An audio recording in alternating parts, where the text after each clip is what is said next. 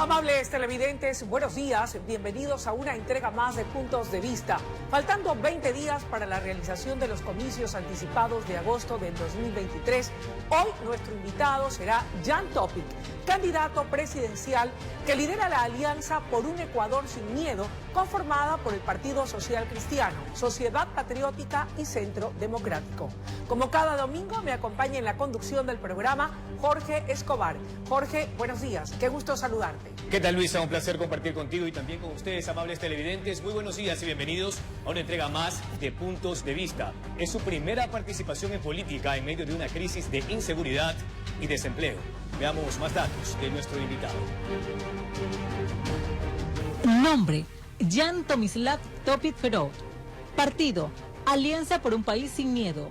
Partido Social Cristiano, Partido Sociedad Patriótica y Centro Democrático. Listas 1, 3, 6. Edad: 40 años. Profesión: economista. Máster en finanzas cuantitativas. Posgrados en manejo estratégico empresarial, seguridad internacional y manejo empresarial. Certificaciones de francotirador y comando en combate. Estado civil: casado. 3 hijos. Experiencia en el sector privado, empresario. No tiene experiencia en el sector público. Esta es su primera candidatura a la presidencia de la República.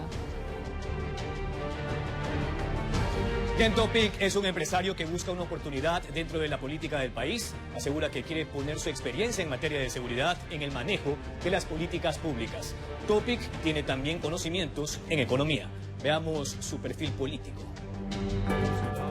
Jan Topic sorprendió a los ecuatorianos al anunciar su interés en ser presidente de la República del Ecuador, tomando en cuenta que para la mayoría de ellos su nombre era poco conocido y no tenía perfil político.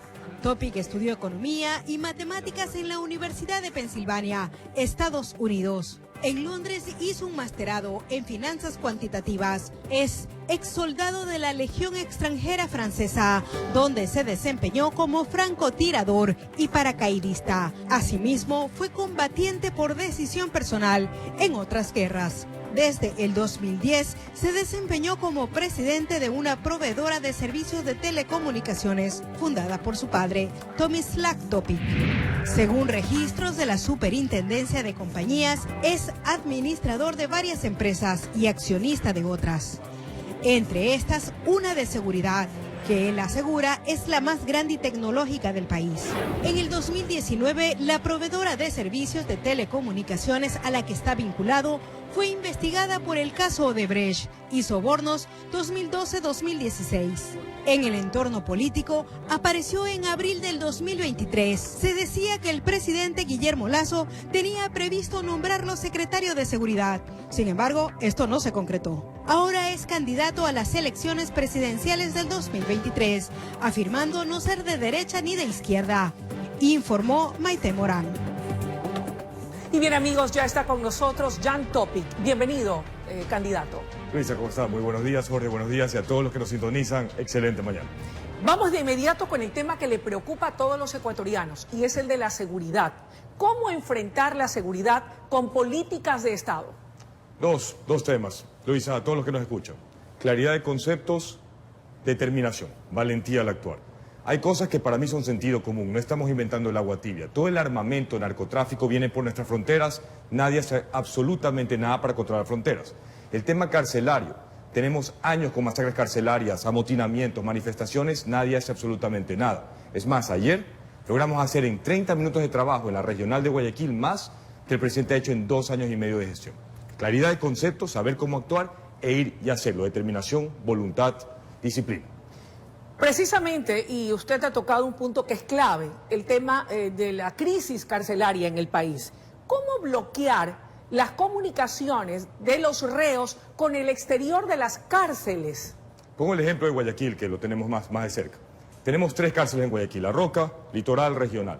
Inhibir señal, saturar señal, el espectro de 100 MHz a 8 GHz, que con eso cumplimos con todo. Drones, Wi-Fi, enlaces satelitales, redes celulares. Nos cuesta menos de $140.000. Dentro de un presupuesto de 1.300 millones. Tiempo de ejecución, 2 meses. Repito, lo hicimos ayer, un ejemplo para la regional. No toma tiempo, no es costoso y es importante porque cortamos los centros de mando y control de cómo un fito maneja 15.000 choneros en las calles. Es simple, lo que falta son pantalones para actuar. Jan, ¿pueden compartir en un mismo espacio, como lo han hecho hasta hoy, violadores, narcotraficantes y delincuentes comunes, como desde los que se roban un celular hasta una gallina? Correcto, y por supuesto que no. Y tenemos un ejemplo vivo, por ejemplo, en Azuay con la cárcel de Turi. No podemos mezclar el nivel de peligrosidad. Entonces, en nuestro plan vamos a retomar control de las 36 cárceles y construir 2 nuevas, y solo esas van a ser cárceles de máxima seguridad para los criminales, los delincuentes de mayor peligrosidad. Jorge. Gracias, Luisa. Bienvenido, economista. Hablemos de una reforma legal para que guías penitenciarios puedan portar armas. Fíjese que esta es una de las grandes limitaciones en el sistema carcelario, ya que ellos solo custodian con gas lacrimógeno, toletes y esposas, frente a los fusiles y lanzagranadas que han sido decomisados a las bandas. ¿Usted planteará un proyecto de ley para que puedan estar armados y establecer sanciones ejemplares por amotinamientos al margen de los nuevos delitos que se puedan cometer? A ver, Jorge, aquí es importante establecer causa y efecto. Y repito, regreso a lo de Luisa, claridad de conceptos. No estoy en desacuerdo con la ley, definitivamente la podemos impulsar, pero el problema de fondo no es que los miembros del SNAI estén desarmados. El problema de fondo es que los PPLs estén armados. Entonces no podemos, la medida no debe ser armar a los miembros del SNAI para defenderse de los PPLs. La medida de fondo debe ser quitarle el armamento a los PPLs de una vez por todas y definitivamente. El problema que tenemos hoy, y lo vemos, cada 2 o 3 meses se hacen intervenciones en las cárceles, pero regresamos a lo mismo, porque no hay un cambio de diseño, de, por ejemplo, inhibición de señales, controles a los accesos de las cárceles por donde entran armamento, entran mujeres, entran piscinas, entran los cerdos que vimos en Santo Domingo el Día del Padre, y tiene que haber control de las celdas. Si no hacemos ese cambio estructural, regresamos a lo mismo con medidas parche que no nos llevan a ningún lado. Ahora, ¿son las bandas las que garantizan la paz social? En un Estado de Derecho, las autoridades deben precautelar el orden y la paz social. Sin embargo, han sido los líderes de las organizaciones afincadas en las cárceles los que anuncian a través de las plataformas digitales una tregua. ¿Hay un Estado paralelo, economista? Jorge, a ver, y no debe ser así. Ya contesto tu comentario, pero quiero regresar a un Colombia de los 90 con Pablo Escobar. No solo en el tema de seguridad, en muchos sectores del Ecuador, quien te tira el tendido eléctrico para que haya luz en las casas no es el Estado, son los delincuentes. Entonces, eso tiene que cambiar, porque el momento, y eso es el narcoestado, el momento que estos narcotraficantes comienzan a suplir los huecos de un Estado ausente, es donde entran ellos. Ahora, para todos los ecuatorianos, lo que pasó esta semana es imperdonable. Que vean estos grupos delictivos con un sistema de producción audiovisual tal como ustedes tienen aquí, en las cárceles, a dar comunicados desde las cárceles, para mí es imperdonable, es insultante y sobre todo es falso. Porque apenas el día lunes, martes, que se dieron estas manifestaciones de paz, esas mismas noches tuvimos masacres en las cárceles del Ecuador, en las calles del Ecuador. En Manta tuvimos una vez más un niño que muere por una bala perdida. Entonces no podemos permitir un Estado ausente donde entra la narcodelincuencia y donde sean, como tú dices, Jorge, ellos quienes dan las reglas, dan las órdenes. Hablemos ahora de economía y generación de empleo, economista, porque para la economía popular y solidaria, a más de potenciar la profesionalización a través de la Secretaría Técnica, que es lo que ustedes han planteado, ¿cuánto destinaría el Estado en líneas de financiamiento a través de Ban Ecuador? Según el gobierno de Guillermo Lasso, que está por concluir con el crédito 1.30, han entregado más de $1.000 millones en 300.000 operaciones. Sí, a ver, dame un segundo, quiero atacar 3 aristas. Primero necesitamos empresarios honestos, justos. Y quiero recalcar el tema de que ustedes mencionaron al inicio, con mi biografía, el tema de Odebrecht. Porque muchas veces se menciona el tema de la investigación, pero no se menciona la historia completa. Entonces quiero decir, en esa investigación nunca se formularon cargos, nunca se acusó, obviamente nunca hubo sentencia. Fiscalía de Estados Unidos, asistencia penal de Estados Unidos y China dijeron que no hubo nada fuera de lugar, nada ilícito. Y estuvimos intervenidos por como 3 o 4 años por las supercompañías. Es importante que tengamos empresarios honestos. Yo no estaría aquí si ese no fuese el caso. Ahora, ¿qué puede hacer el Estado ecuatoriano para fomentar una economía, repito, justa, transparente, dinámica, con empresarios, emprendedores honestos, transparentes? 3 aristas. 1, erradicar la inseguridad. En vacunas, solo aquí en Guayaquil, en el área de Imaconsa, estamos pagando entre 40 y 50 millones de dólares en vacunas, dinero que en vez de generar plazas de empleo, que fácil, ahí tendríamos 4.000, 5.000 plazas de empleo, están siendo destinadas a financiar grupos delictivos. 2, proyectos del gobierno. En mi gobierno vamos a implementar en estos proyectos de cárceles, de fronteras, de proyectos viales, más de $1.000 millones que van a reactivar la economía.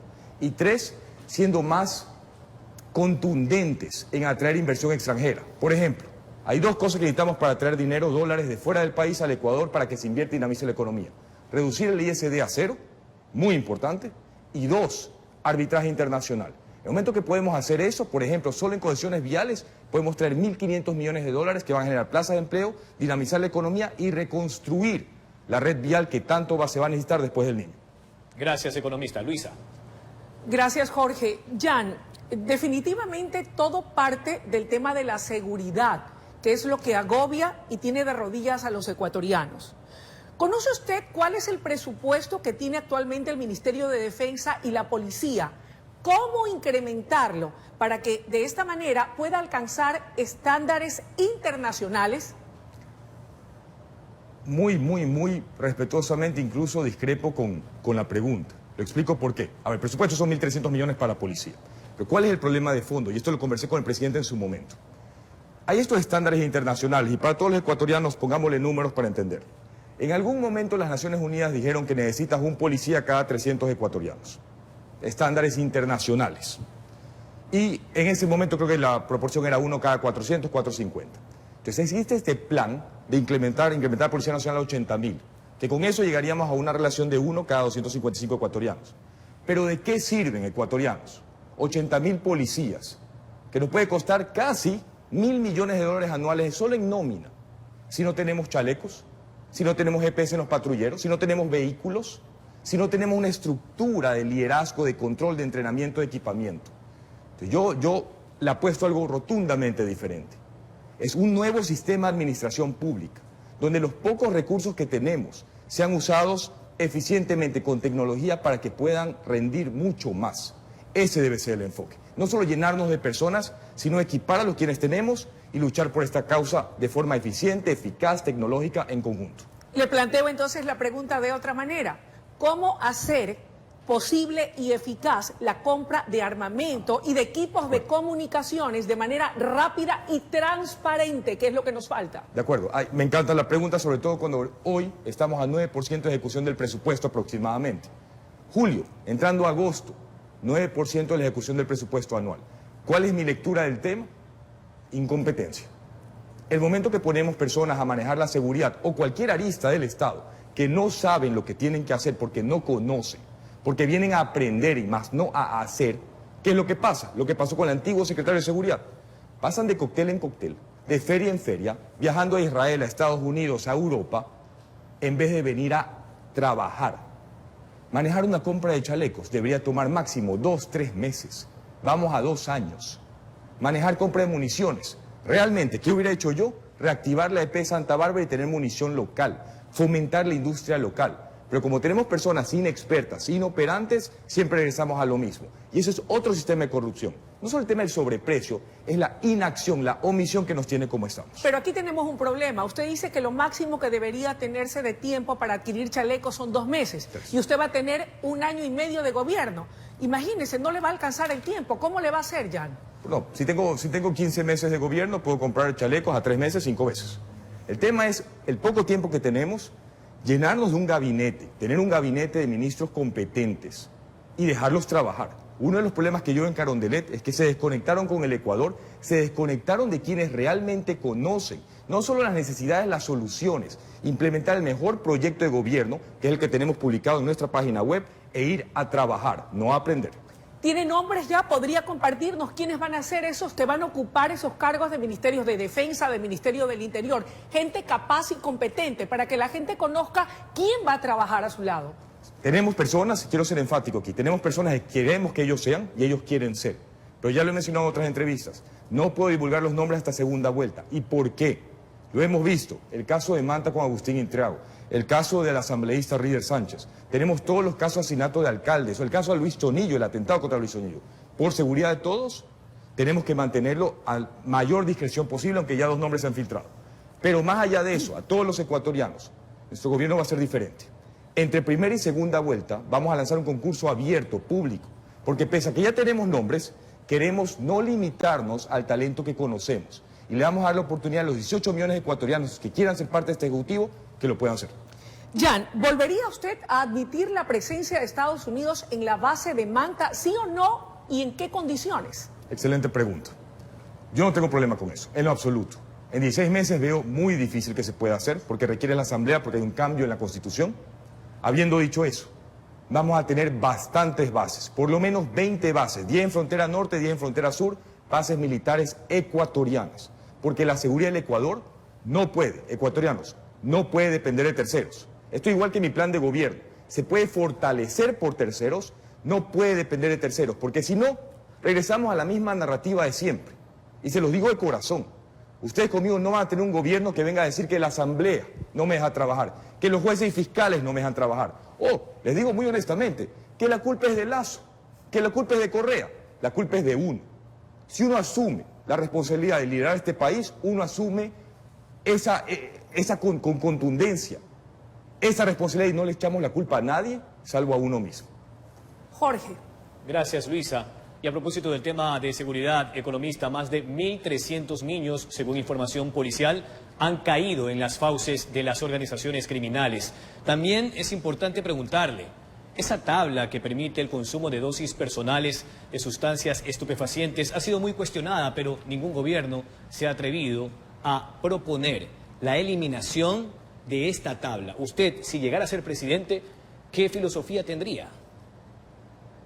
Jorge, es lo que...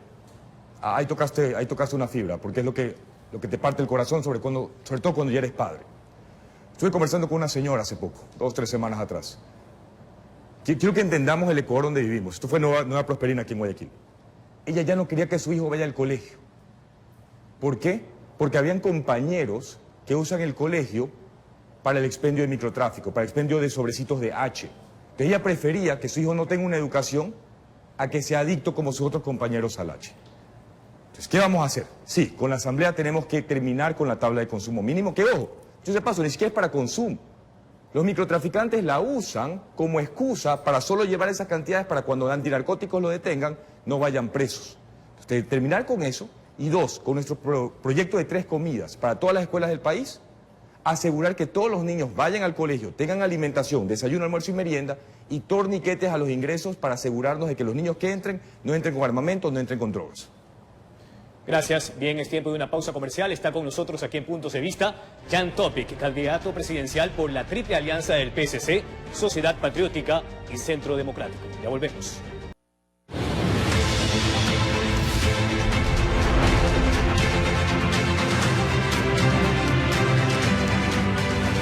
Son las 10 de la mañana con 21 minutos. Estamos de vuelta con ustedes en vivo y en directo. Esto es Puntos de Vista. Nos acompaña Jan Topic, candidato presidencial por la triple alianza PSC, Sociedad Patriótica y Centro Democrático. Jan, eso me lleva a preguntarle cuál es su ideología política. Yo no me suscribo, digamos, a una ideología per se. A ver, generalmente tal vez un poco centro-derecha. Pero quiero ser enfático porque no quiero darles a los ecuatorianos una respuesta vacía. ¿Cuáles son los temas coyunturales ahorita del Ecuador? Sobre todo tal vez en el tema de economía. Y esto lo digo de la forma más responsable posible como ecuatoriano. No podemos tener presidentes que digan que son de derecha o que digan que son de izquierda, que vengan a decir que no van a pagar la deuda. Hemos llegado a 19% de riesgo país porque tuvimos un presidente en el 2008 que dijo que no iba a pagar la deuda. Tenemos que ser muy responsables con eso. No podemos permitir que vengan presidentes a decir que van a tocar las reservas internacionales. Porque 1, demuestra que no saben cómo funciona la economía. Y 2, generan otro riesgo enorme, una incertidumbre enorme en el mercado internacional. Y 3, que vengan a decir que no van a fortalecer la dolarización. Porque eso nos lleva al colapso del país. Entonces, a nivel ideológico, por lo menos en materia económica, esos son los temas más fundamentales que tenemos que respetar. ¿A usted le marcan la agenda o usted marca su agenda? Mi esposa me marca la agenda siempre, desde que me casé con ella. Pero en la política me refiero. En toda mi vida. No. La agenda conceptual, la agenda, digamos, ideológica, plan de gobierno, la marqué yo el día 1 que lanzamos ese video que ustedes vieron. Es más, los partidos políticos y los miembros que se han unido, las personas que se han unido a esta causa, no es a Jan Topic, es a ese plan de gobierno. Y es ese plan de gobierno ideológico, patriótico, que marca la agenda de todas las personas que estamos comprometidos con este país, esta alianza por un país sin miedo. Para ello tendrá que ganar las elecciones. Y mi pregunta va, ¿usted se ve en una segunda vuelta? Porque todos los analistas hablan de una segunda vuelta electoral. ¿Cómo andan sus encuestas? ¿Cómo ve la campaña? ¿Cómo ve la organización de estas elecciones anticipadas? Sí, me encanta la pregunta. Primero, ecuatorianos, yo soy de números. Yo no soy de palabras bonitas. Todo el mundo puede venir, sentarse aquí y hablar bonito. Yo soy de números, de evidencia. Quienes tuvieron las encuestas más precisas del 2021, primera y segunda vuelta, notarizado, es más, al presidente actual se les dijo que iba a ganar en nuestra casa, fuimos nosotros, a 2 decimales de precisión. Nosotros creemos en data, creemos en resultados concretos. Y la data indica que somos la propuesta que más rápido está creciendo y que definitivamente vamos a estar en segunda vuelta.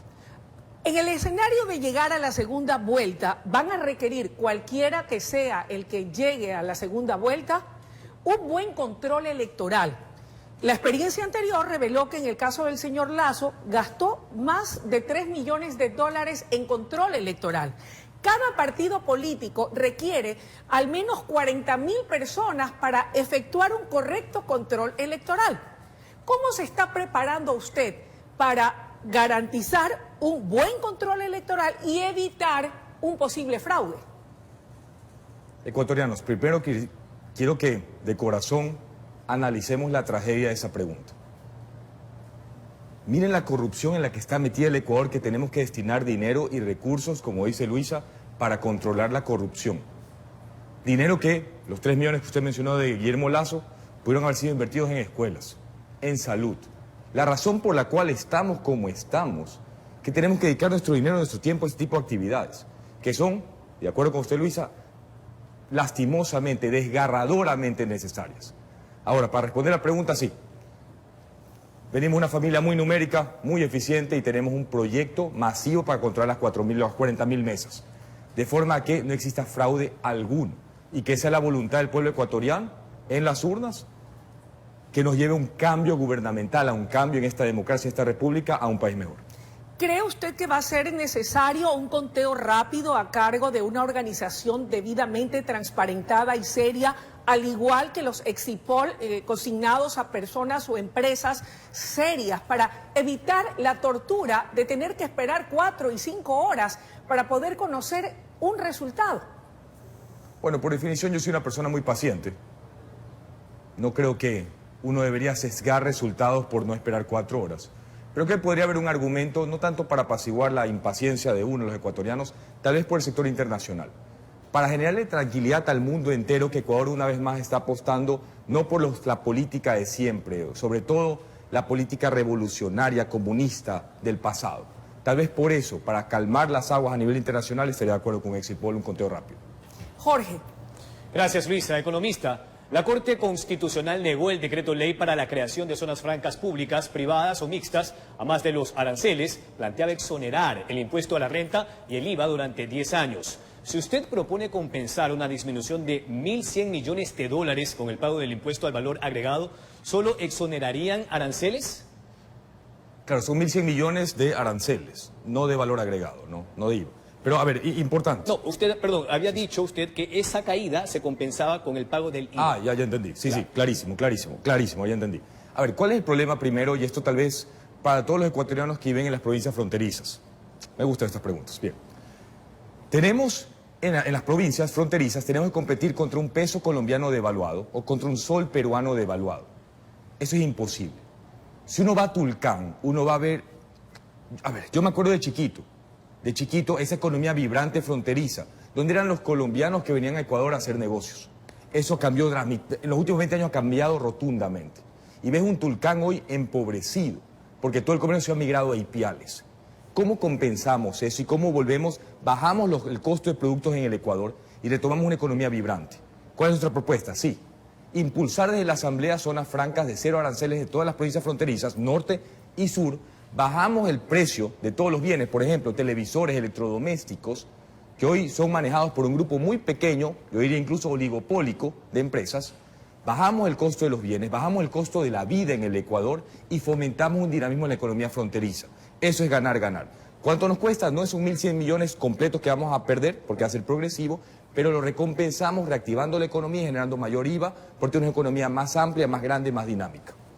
Ahora, en materia tributaria, usted hace un momento decía que piensan bajar a cero el ISD, un impuesto que ha tenido ya una disminución progresiva vía decreto ejecutivo con Guillermo Lasso. ¿Qué otros impuestos usted consideraría para que bajen a fin de mover la economía?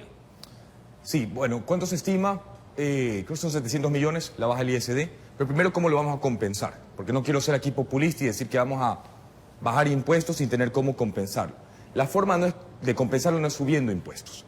Solo con el control fronterizo que mencioné por la parte de seguridad en la frontera sur tenemos 365 millones de dólares que perdemos anualmente por gas subsidiado contrabandeado a Perú. Y retomando las plataformas del Sasha, Shushufindi y el AUCA en extracción petrolera, podemos llegar a 900 millones de dólares adicionales con una inversión de apenas 150 millones de dólares en CAPEX. De esa forma compensamos lo que perdemos en aranceles, también con la mayor tributación de IVA, no porque vamos a subir el IVA, pero, repito, pero pues la economía se va a ampliar y ese es el plan. Adicional a eso vamos a plantear exoneración tributaria para inversión extranjera o local en sectores productivos como tecnología, que permitan cambiar la matriz productiva del Ecuador. Ahora, 400 millones de dólares en educación, 300 para cárceles, 140 en fronteras y 160 millones más en concesiones viales. Todo esto se podría concretar en 1 año y 8 meses. Sí, porque son proyectos separados, ¿no? Son proyectos separados. Cojamos uno de ellos, las cárceles. Son 2 cárceles de media densidad, estamos hablando de 3.500 a 4.000 ppl. Es una construcción que te puede tomar 8 meses a 12 meses, máximo 14. Se puede concretar en el tiempo, solo para tener procesos referenciales. Nayib Bukele en El Salvador construyó la SECOT en, entiendo, 9 meses, que es una cárcel de 40.000 ppl. Entonces se puede. Cuando tenemos, repito, personas con experiencia, con ganas de trabajar, se puede lograr. Gracias, economista. Luisa. Gracias, Jorge. Jan, ¿cómo generar confianza para atraer inversión nacional y también extranjera, lo que permite el crecimiento de nuestra economía? ¿Cómo que generas credibilidad? Primero regreso al tema de no generar propuestas populistas que las personas realmente que saben se dan cuenta de que son demagogia, no son reales. 2, y esto es como todo en la vida, ¿cómo generas credibilidad? Cumpliendo, haciendo propuestas reales y llevándolas a cabo. El momento que el Ecuador y todo el mundo logra ver que viene un presidente que dice cosas sensatas, cautas, responsables y las cumple, automáticamente generas credibilidad. Ahora, para los proyectos de inversión lo mencioné, bajar el ISD a cero, porque eso va a fomentar enormemente el interés que tengan capitales internacionales en el Ecuador. Y 2, arbitraje internacional. El momento que un inglés, un americano, un coreano quieran invertir en este país y saben que no van a estar sujetos en momento de controversia a posiblemente jueces corruptos locales y lo podamos litigar, llevar a cabo un arbitraje, qué sé yo, en otro país, en Colombia, en Argentina, en Uruguay, eso les va a dar la confianza para querer y poder hacer negocios en el Ecuador. ¿Cómo protegemos la dolarización, Jan? Para todos los ecuatorianos, es un tema súper simple, que a veces le quieren dar la vuelta y volverlo complejo, no lo es. ¿Qué necesitas para mantener un país dolarizado? Tener más, que entren más dólares que los que salen. Así de simple. ¿Cuáles son las amenazas para la dolarización? Se nos viene un fenómeno del Niño. Y quiero que entendamos esto. Va a inundar la costa, que va a mermar nuestra capacidad de exportación y también va a generar sequías enormes en el sureste de Asia, que va a mermar la demanda de nuestros bienes en esos países. Eso va a hacer que entren menos dólares que los que salgan. ¿Qué tenemos que hacer? Regreso al tema de inversión extranjera. Y lo que mencionó Jorge de las concesiones viales. El momento que nosotros podemos traer dinero de Inglaterra, de Corea, de Estados Unidos, dólares que entren a esta economía y nos ayuden a compensar ese posible déficit en la balanza comercial, fortalecemos la dolarización, generamos empleo, le damos dinamismo a la economía.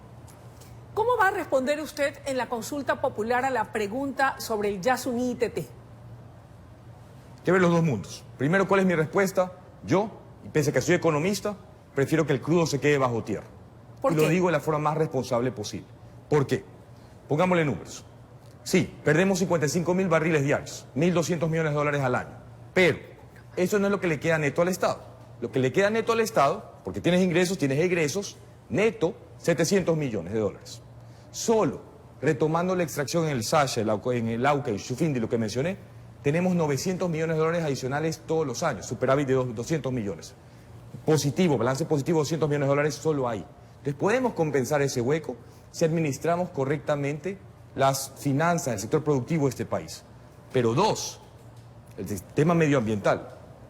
Las Naciones Unidas con el IPCC mencionaron que si hay una diferencia en la temperatura anual del mundo hoy con la temperatura anual promedio del mundo previo a la industrialización, finales de los 1800, de más de 1.5 grados centígrados, y tenemos esa diferencia por más de 10 años, perdemos la Tierra. El planeta Tierra lo perdemos. Entonces, dada esa gravedad, tenemos como ecuatorianos dar el ejemplo al mundo de una conciencia medioambiental, porque si no, señores, vamos a perder el país, vamos a perder la Tierra, el planeta Tierra. Sin petróleo y minería, ¿puede sobrevivir el Ecuador? Y si es así, ¿qué otras alternativas tenemos, Jan? No, a corto plazo, imposible. A corto plazo, imposible. A largo plazo, y esto tal vez es algún problema que tiene el Medio Oriente, que no han logrado esa transformación productiva hacia nuevas industrias, nuevas fuentes de ingreso. A corto plazo, imposible. Tenemos que apostarle a la agricultura, al sector camaronero, al sector pesquero, al sector petrolero, al sector minero. Y tenemos como gobierno que entender las necesidades de ellos, impulsarlos, dinamizarlos, volverlos más productivos. Ahora sí, a largo plazo debemos moralmente y financieramente ser muy responsables y apuntarle a un desarrollo tecnológico de nuestra matriz productiva fuera del ámbito extractivista. Amables televidentes, está con nosotros Jan Topic, candidato a la presidencia de la República por la Alianza por un Ecuador sin miedo. La abogada y comunicadora Diana Jácome es el binomio presidencial de Jan Topic. Indica que dio el salto de la televisión a la política porque comparte la visión de un país más seguro. Además, sostiene que trabajará en el aspecto social. Veamos. Es un rostro familiar. Diana Jácome es abogada y comunicadora de 40 años, nacida en Santo Domingo de los Sáchilas. Trabajó como presentadora de noticias y locutora de radio, además de haber sido jurisconsulta en instituciones públicas y municipales. En lo académico tiene 2 maestrías, en Derecho Constitucional y Argumentación Jurídica. Ahora cursa su 3er título de posgrado, pero tras una llamada que no esperaba, nos confiesa que con su visión de hacer patria cambió a otra trinchera. Ahora aspira llegar a la vicepresidencia de la República. Con una propuesta de cambio, con una propuesta de que se puede transformar el Ecuador y sentar las bases para entregarle a nuestros niños y niñas un futuro mejor. Y se postula como binomio de Jan Topic, de la Alianza por un País Sin Miedo, lo que en su momento se cuestionó por haberse mostrado simpatizante de la Revolución Ciudadana en años anteriores. Le dieron una alta mayoría también para una constituyente, si lo recordamos así. Entonces los ecuatorianos en su momento confiaron, más allá de lo que vino a futuro en el tiempo que duró ese gobierno, que fueron 10 años. Yo creo que lo importante aquí es rescatar el presente, qué es lo que queremos hacer en este momento, y el objetivo que une a Jan Topic y a Diana Jácome es salvar el Ecuador de las garras de la guerra que existe con las mafias. Y comparten un eje transversal. Hay que hacer análisis de quiénes están al frente de las instituciones, que tiene que ser gente honesta. Aquí no estamos para gente que quiere robarle al Estado, robarle a los ecuatorianos. Nosotros tenemos que hacer una profunda reestructuración. Pero también tiene una motivación personal, que es trabajar con lo social. Conforme a la situación que viven hoy los jóvenes, la tecnología, hay que despertarlos y mostrar lo negativo que es consumir drogas, con test psicológicos, test para detectar también si ya está consumiendo. En el tema de mujeres también es importante, los centros violetas. No puede ser que tengamos nada más que 2 centros violetas cuando podemos hacer en las 24 provincias. Nosotros planteamos también el plan 3 comidas. Entonces, desayuno, almuerzo, snack, y nuestros niños, adicional a eso, están en la institución educativa, protegidos. Entonces, todo deriva de ese eje transversal de que es la seguridad. Y que con su candidatura busca abrir camino a las nuevas generaciones, que se animen a participar en la política. Informó Adriana Peralta.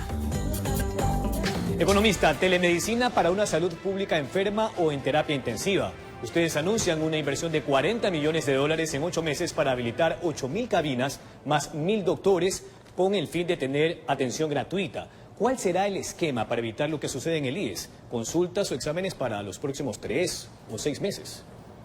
¿Me repites la última parte, Jorge? No te escuché. Consultas o exámenes que se correcto. generan al interior del IES para 3 o 6 meses. Correcto, ¿Cuál es el exacto. esquema para que esto funcione de manera eficiente? Exacto, Jorge. A ver, la idea aquí es ampliar la cobertura de salud, que hoy está oscilando entre 30 y 40% de la población, por lo menos en 10 puntos porcentuales, rápidamente.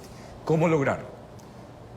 Todas las personas que han sido pacientes del Servicio de Salud Pública del Ecuador lo hemos vivido. Citas que se demoran, como menciona Jorge, de 4, 5, 6 meses, solo en darte la cita para el diagnóstico, porque tenemos un IES y un MSP colapsado, congestionado. ¿Cómo logramos descongestionarlo?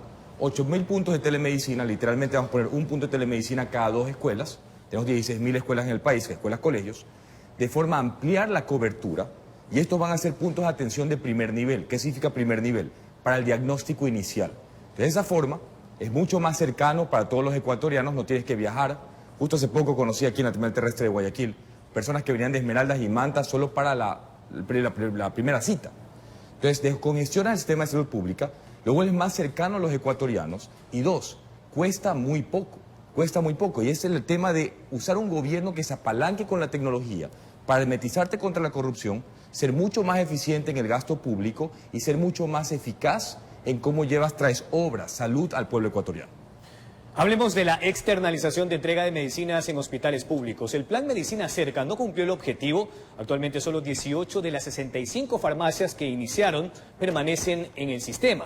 Ustedes plantean abastecer a 100 hospitales de mayor demanda. ¿Cómo lo harán de manera más efectiva y sobre todo eficiente, economista? Jorge, y todos los ecuatorianos. Repito, aquí tal vez yo no soy de palabras bonitas, pero soy ideas contundentes. Claridad de conceptos, determinación, como lo mencioné al principio. ¿Cuál es el meollo? ¿Cuál es el fondo de la corrupción del IES y el MSP? El manejo del inventario de medicina. Recordemos lo que pasó en el Teodoro Maldonado, el asesinato. Todo viene de la corrupción en el manejo del inventario de medicina. Y la corrupción tiene 2 aristas. Una es la parte cuantitativa. Vamos, tenemos la receta, pero no hay medicinas. Y lo que es más nefasto, la parte cualitativa. De cuando te dan medicina, muchas veces no lo es. Importamos medicina de India que no tiene ningún control de calidad. O compramos medicina a laboratorios locales, repito, sin ningún control de calidad. Ahí nace la corrupción. Entonces el gobierno actual tuvo esta idea que me parece brillante, es que ya no es el gobierno quien maneja el inventario de medicina, sino que lo externaliza al sector privado. De esa forma, el gobierno no mete mano y te hermetizas contra la corrupción. ¿Qué pasó? La meta para final de 2024 era tener casi todo el sistema de salud de esta forma, de expendio de medicinas. Pero al día de hoy, que tienen que tener 100 hospitales, están en 18, que funcionan bajo este mecanismo. La razón que dio el ministro actual era que el sector privado no quería ser parte de porque los precios no le daban. He hablado con varios empresarios del sector farmacéutico, me han dicho que esa no es la razón. ¿Qué estimo yo, qué pienso yo que es la razón? La falta de determinación.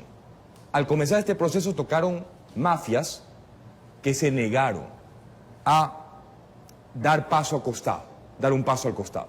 En nuestro gobierno no va a existir eso. Vamos a terminar con el proceso de externalización de fármacos, de forma que no exista nunca más corrupción en el manejo de medicina, tanto en el MSP y el IES. Y a propósito de las adquisiciones a nivel de contratación pública, ¿cuál sería el plan a fin de evitar todos estos casos de latrocinios en hospitales, tanto del MSP como del IES? Pero estamos hablando entonces que de equipamientos y exámenes. Así es. Porque medicina sería parte. Así Solo es. para estar claro con el tema de medicina. Seguiríamos con el listado de precios actuales del catálogo electrónico. No es que vamos a pagar más. Pero al que lo maneje una empresa externa o varias empresas externas porque hace concurso público y sea altamente y regularmente auditado, repito, nos hermetizamos contra la corrupción. Con eso yo estimo que en los 16 meses logremos erradicar un 70% de la corrupción en el sector público de salud. Ahora, sí, tenemos ese otro 30% que viene en cómo se manejan exámenes, cómo se maneja mantenimiento y compra de equipamiento. Entonces, en ese proceso vamos a trabajar fuertemente, que sean procesos abiertos, transparentes, auditables, para luchar fuertemente contra la corrupción en estas líneas de insumos de aprovisionamiento. Gracias, economista. Luisa. Gracias, Jorge. Jan, sin duda, el tema del Instituto Ecuatoriano de Seguridad Social no solamente implica la problemática de la salud para sus afiliados, es mucho más profundo y de fondo cuando también está de por medio la posibilidad, Dios no permita, de que los jubilados pudieran dejar de cobrar sus pensiones y de que aquellos como yo que estamos próximos a jubilarnos nos quedemos sin tener nuestras pensiones después de haber aportado yo hasta el momento 36 años.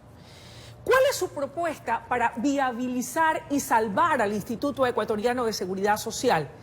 ¿Cómo cobrar lo que el Estado ecuatoriano y la empresa privada le adeudan al IES?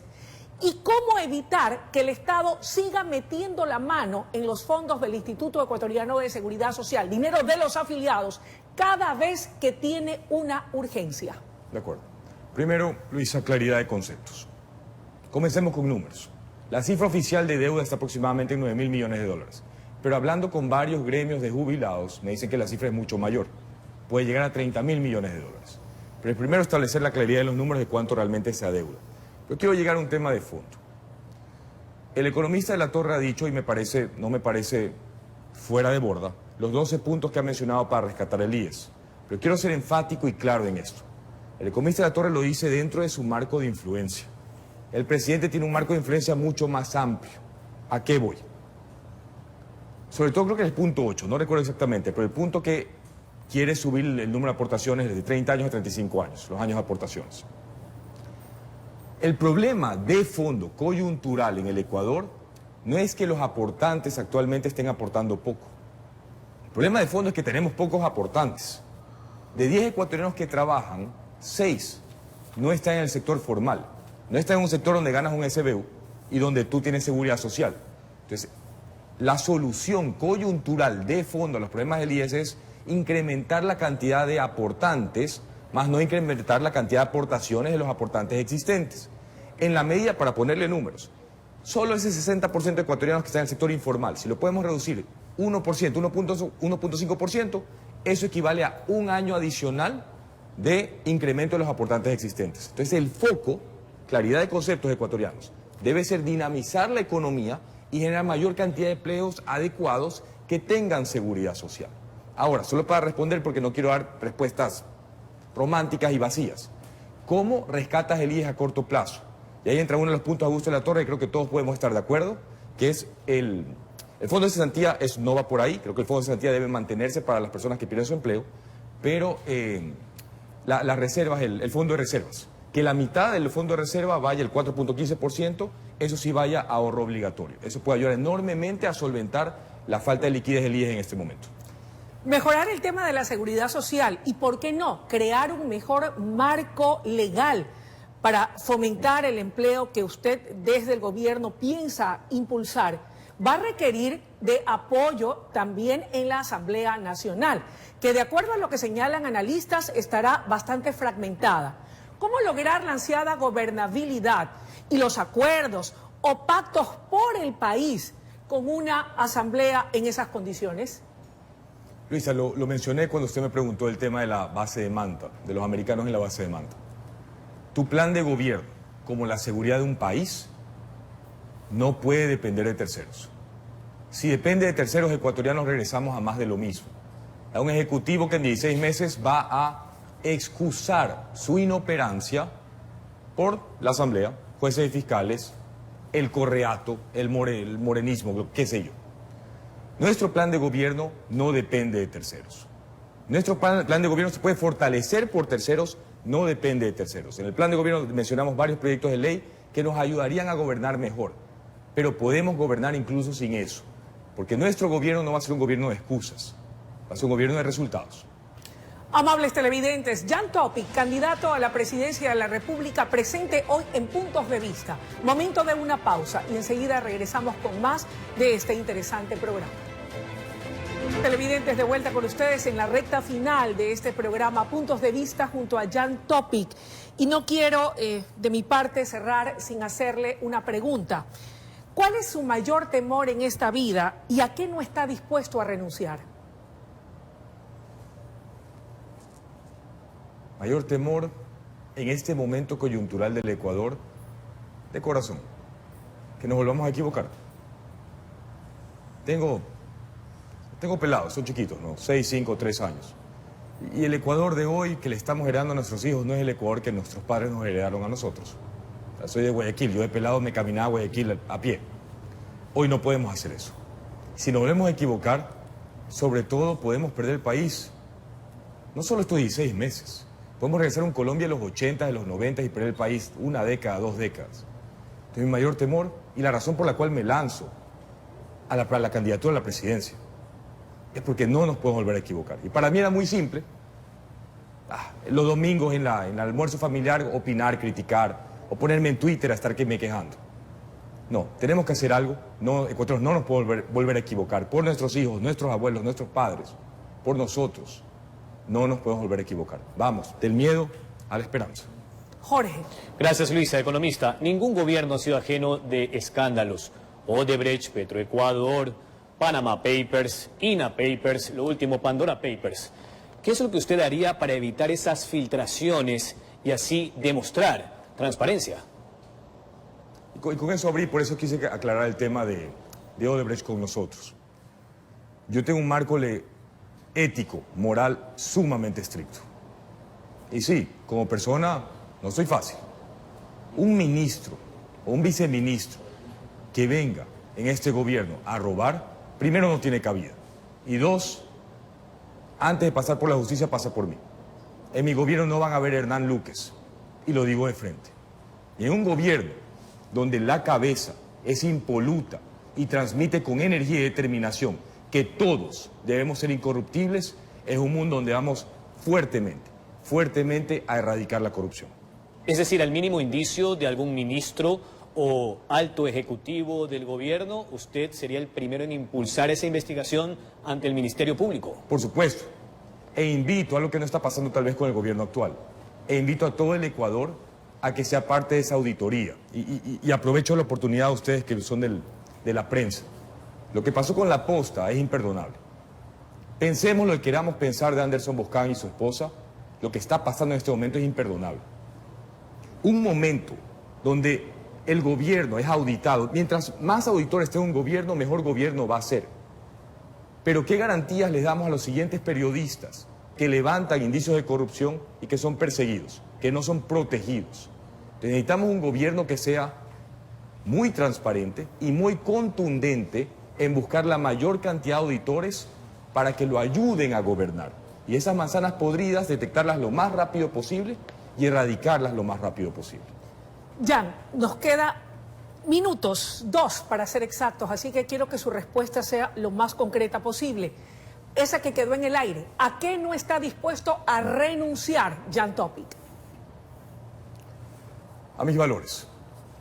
A mis valores. Lo mencioné en esta campaña. Yo soy nuevo en esto de la política. Y hace 2 meses comenzamos una campaña electoral y lo mencioné con todo el equipo de trabajo y aquí están muchos de ellos. Tenemos un marco ético tenazmente estricto y nunca vamos a claudicar en eso. Sí, tienes que tener cierta flexibilidad, que el TikTok, que la vaina, no sé. Pero en la parte de fondo, nunca vamos a atacar a nadie sin evidencias, nunca vamos a difamar, nunca vamos a calumniar y en el gobierno vamos a ser implacables en la lucha contra la corrupción. Este Ecuador no lo podemos perder, los ecuatorianos nos necesitan y tenemos que luchar de forma impoluta, inclaudicable, para recuperar nuestro país. Gracias, amables televidentes. Ha sido la intervención en nuestro programa del candidato presidencial Jan Topic por un Ecuador sin miedo, que es respaldado por la alianza del Partido Social Cristiano, Sociedad Patriótica y Centro Democrático.